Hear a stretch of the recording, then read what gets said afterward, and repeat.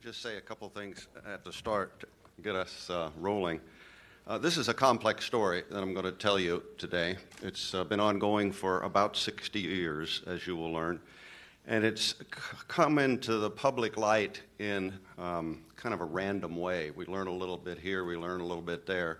So it was hard for me to piece it together over the years, and I had assistance from Grant and some of his FOIA requests, and I'll show you some of those later. There's some science involved in this story, so if I'm trying not to go over your head on the science, but the science is important to the story. So if you have questions about that, send a card up and we'll see if we can answer it at the Q&A session. I'm going to cover a lot of territory. When I was in China helping them start their first nuclear regulatory authority, I learned a phrase about moving fast through a subject. They call it watching the flowers from horseback. So today we're going to watch some flowers from horseback, if you get my meaning. There's some new information in what I'm going to talk about that's never been talked about publicly before.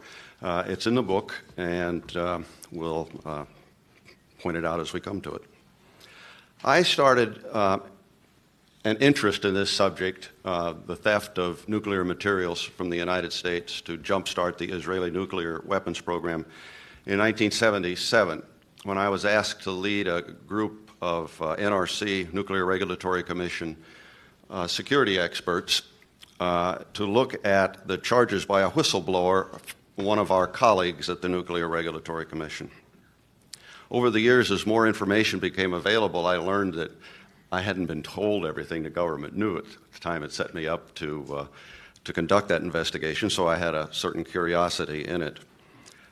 There were a couple congressional investigations following the whistleblower activity, the most important of which was led by Mo Udall, a Democrat from Arizona, and his records became available in recent years at the University of Arizona Library, which were a vital source to me. We're going to hear in the story about a man named John Haddon, a CIA person. He was station chief for CIA in Tel Aviv at the time of this event. His son made his records available to me about 2 years ago after his father's death, and they proved invaluable, as you'll see from quotations I'll provide from there. And then in 2006, the Department of Energy declassified some technical information about the uranium that was stolen, and it helped put the whole story together. So some of this broke very late compared to when it happened. Let me say a couple things about Israel's nuclear program. The first reactor built in Israel was supplied by the United States under President Eisenhower's Atoms for Peace program. Some of you are probably old enough to remember that. It was an attempt by the Eisenhower administration to stay in the lead over the Soviets in the distribution of nuclear technology in the world. And a small research reactor was built at Nahal Sarek in Israel. About the same time, because the United States refused to provide a plutonium production reactor, the Israelis made a deal with the French that had its genesis in the Suez Canal crisis and the support that the Israelis provided for the French in that affair. And they obtained on the QT the design and fabrication of a reactor at a place called Dimona in Israel. The French provided not only the reactor and the fuel, but also the reprocessing plant from which plutonium could be extracted for making nuclear weapons.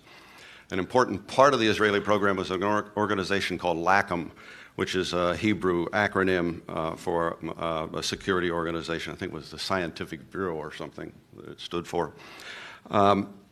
These people were charged with espionage around the world, mainly centered in the United States, to steal materials, components, and information about nuclear weapons production capabilities. They were also the people that befuddled the inspectors sent by President Kennedy and for a time by President Johnson to look into Dimona to try to confirm the Israeli claims that it was a research reactor, not a weapons production reactor. There's a Ministry of Defense organization called Raphael, another Hebrew acronym that you'll see show up in the chronology as I go through it. Just to give you a time reference, historians believe today, scholars believe today, that the first Israeli nuclear weapons were available for use at the time of the Six-Day War in 1967, to try to give you a time reference. This next slide is a quick picture of Dimona. It's hard to see much on that slide. I just point out that on the right-hand side is the usual reactor containment dome that you're used to seeing at other nuclear plants. I think in the middle there are cooling towers, forced draft cooling towers, and then the tower on the far left would be for gaseous effluents from the plant. An important thing to remember, these plants all have radioactive effluents. So the company that was involved in the diversion of materials to Israel was a company called NUMEC, Nuclear Materials and Equipment Corporation. And the next couple slides provide a timeline for NUMEC's operation. It's left something off at the start. In 1955, there was a Geneva Conference on Peaceful Uses of Atomic Energy, where people from developing nations that hadn't been involved in the Manhattan Project and the bomb production capability of the United States in World War II first came together to talk about, under the Atoms for Peace kind of dialogue, what they wanted to do with nuclear energy. And Israel was prime attendee at that meeting in the person of Ernst David Bergman, who went on to become the father of the Israeli atomic bomb. He was the chairman at that time of the Israeli Atomic Energy Commission. And Bergman turned out to be a close colleague of a man named Zalman Shapiro. Shapiro is an American Jew from the Pittsburgh area who was a world-famous nuclear metallurgist. He knew a lot about uranium, he knew a lot about plutonium, he knew a lot about how to clad fuel elements, how to make fuel elements for reactors, and he learned those things in the United States Nuclear Navy program. He designed the first nuclear submarine for the United States, the Nautilus. His neighbor in the Pittsburgh area was a man named David Lowenthal. Lowenthal was a hero, really, of the 48 war, the War of Independence in Israel. He was on the Exodus, the ship the Exodus, taking refugees to Israel after World War II. He was a confidant of Ben-Gurion. He organized the funding for the company called NUMEC. Zalman Shapiro became the president of NUMEC. He left U.S. government employment at Bettis Atomic Power Laboratory and started the company NUMEC. It started processing highly enriched uranium for the U.S. Navy in 1960. By 1964, the Oak Ridge National Laboratory people were learning that there was missing uranium, what they call inventory differences or material unaccounted for, at the NUMEC facility in Apollo, Pennsylvania. The Oak Ridge people, remember Oak Ridge is the first uranium enrichment capability in the world built during World War II. Oak Ridge alerted the Atomic Energy Commission, then under the leadership of Dr. Glenn Seaborg, Nobel laureate for the discovery of plutonium. The AEC did an independent audit, used the best people they could find, the best people from Oak Ridge, best people from the Commission, best people from NUMEC, and they came up with 178 kilograms of missing highly enriched uranium. Of that 178, they found that 94 kilograms could no way be accounted for. Over the next year or so, NUMEC borrowed $2.2 million to pay for the 178. They had to pay for it all, whether it went up in the air or whether it went someplace that nobody knew about. In 1967, being in dire financial straits, NUMEC sold to Atlantic Richfield Company, an interesting sale that Grant wrote about in an earlier book that coincided with Atlantic Richfield Company's first entry into the nuclear business. It got a $30 million a year contract at the Hanford Works in the state of Washington, sort of coincidentally with its purchase of NUMEC. Some people can't visualize how this NUMEC facility in Apollo, was it a great big thing or a little bitty thing? Here's a kind of scale. It's about 2 stories tall. It's about 1.5 blocks long. That's the factory in the top photo, and the bottom photo is the office building across the street, which figures in the story. So the inventory difference grew to 287 kilograms. For those of you who think in terms of pounds, that's about 600 pounds of missing highly enriched uranium. Think 10 to 20 pounds to make an atom bomb. Then in 1968, something that's on the cover of my book, and we'll see here in a minute, is records of 4 senior espionage officials, espionage agents of the government of Israel, visited New Mexico under false credentials. In 1970, Shapiro left New Mexico, went to work for a company called Kawecki Barilko, which made beryllium components for nuclear weapons, supplied the beryllium, which is used in a variety of ways in nuclear weapons. He applied for a higher security clearance than the one he had. He got involved with the Nixon administration and Attorney General Mitchell. Some of you will remember John Mitchell. And Mitchell said, no, don't give him a security clearance. It was after the Oppenheimer trial where Oppenheimer lost his security clearance. Seaborg didn't want to go through that again.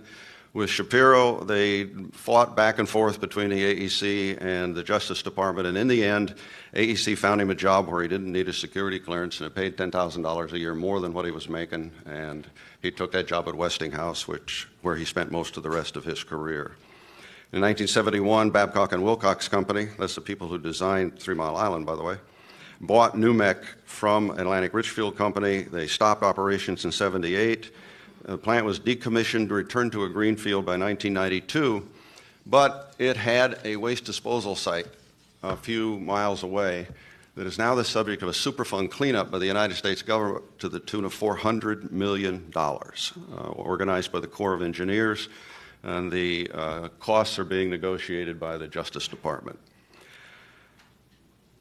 Okay, that's the story of New Mexico. Go back to the audit in 1965, the 178 kilograms that was missing, 94 kilograms unexplained. The NRC historian has recorded that as 6 atomic bombs, maybe a little more. There was no FBI investigation of the theft, the alleged diversion, in 1965 or 66. The AEC under Dr. Seaborg said that they didn't think it had been stolen. They didn't know where it went for sure, but it didn't think it had been stolen. If you look at the records of their discussions, the commission discussions with their staff, there's no discussion whatsoever of Dr. Shapiro's association with Israel. There was a suspicion, but they didn't talk in any detail about those associations. I'll give you some of that detail in a minute. They had various explanations for where the material went. None of it panned out. They dug up things in waste disposal. They counted filters at Oak Ridge Laboratory. They couldn't find, 94 kilograms. That's 200 pounds of highly enriched uranium. Later, Seaborg wrote a number of books, and he wrote 3 of them that were memoirs where he discussed New Mexico. And in one of them, he said, what good would it do to admit that HEU had been stolen and given to Israel? He denied that it happened, but he said, what good would it do? So Dr. Shapiro was a Zionist. He was a national officer in the Zionist Organization of America. He was an awardee of the ZOA. He told both the FBI and the AEC when they had hearings with him that he wanted to immigrate to Israel. Finally, in a wiretap, the FBI picked up his admission that the Israelis told him he was more valuable to them here than he was there. You can read down this slide. You can see it on the web later.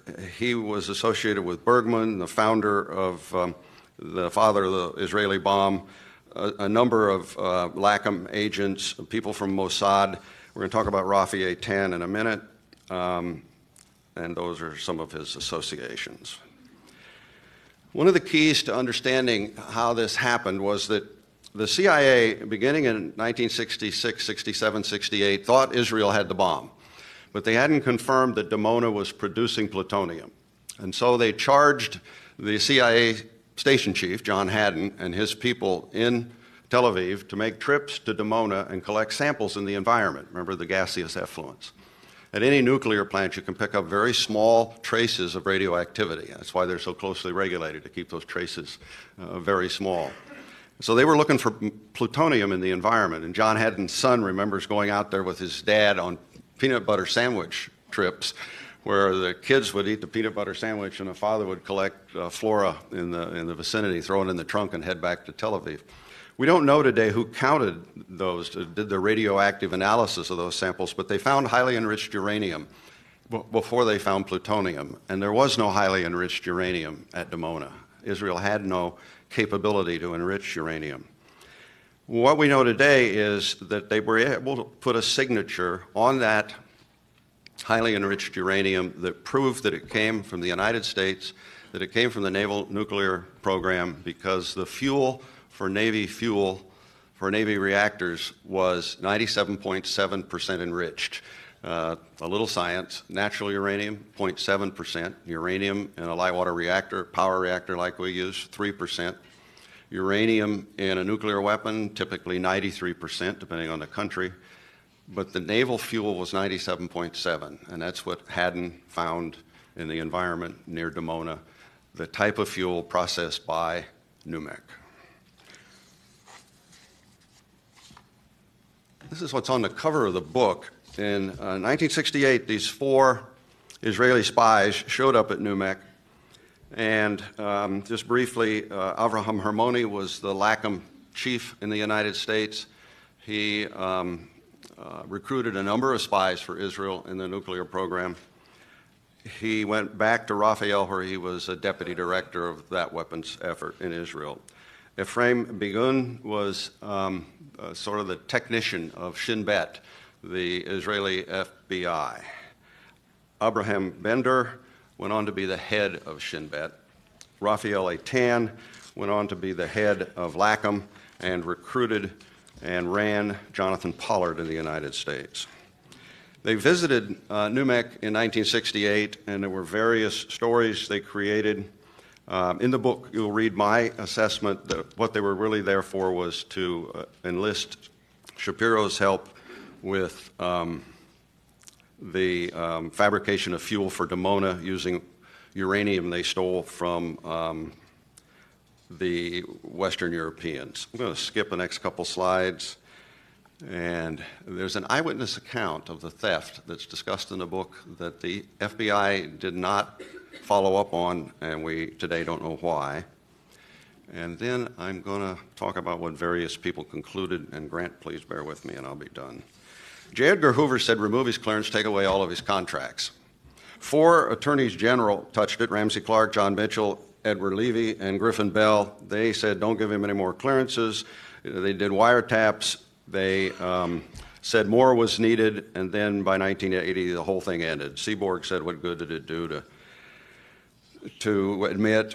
Morris Udall said that if he had to write in an envelope whether it happened or not, having finished his investigation, and the penalty for being wrong was death, he would write in his envelope that it happened.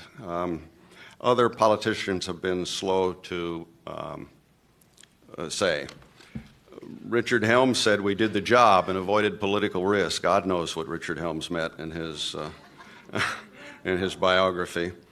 Zbigniew Brzezinski, just last year, when presented with documents that Grant found, said, well, something did transpire. It's explosive. It's controversial. What do you want me to do? Ask him to give it back? So enough from me. There are lots of implications of this business of a policy nature. My conclusion is the material went there. Whether Shapiro was actually present when it happened, it's hard to prove. They tell me about arson. If you don't see the match held to the flame, it's hard to make an arson conviction. I think the Justice Department had the same trouble here. And finally, I would say that NUMEC's not alone, that LACM and Raphael Eitan, who's still alive, by the way, recruited Arnon Milchan, the famous Hollywood producer. Most recent movie was Revenant. He did Gone Girl, Birdman. He's one of the wealthiest men in the world, was an Israeli spy, causing the smuggling of materials and information to their nuclear program for many years.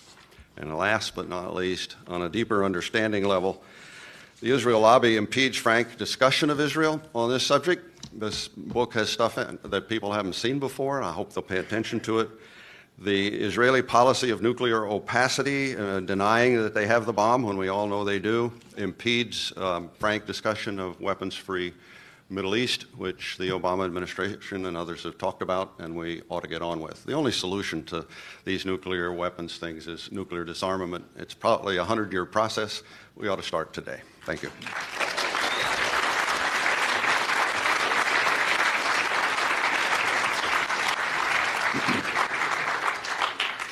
We've encouraged all of our speakers to stay, and we're certainly probably not going to be able to get to all of your questions on NUMEC or Congress and the making of Middle East policy, but please seek them out during breaks, during the book signings, during other opportunities.